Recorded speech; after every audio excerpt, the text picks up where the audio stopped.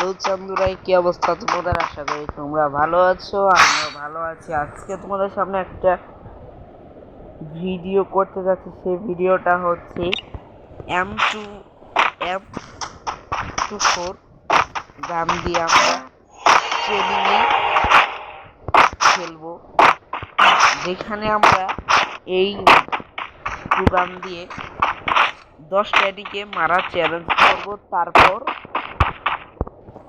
10টা এনিমি, তারপর হচ্ছে ইউএমপি আর হচ্ছে P90 এই দুটো বন্দুক, মানে মোট আমরা 15টা বা 20টা কিল করে ম্যাচ থেকে বের হব। তো গাইস, ভিডিওটা শুরু করা যাক।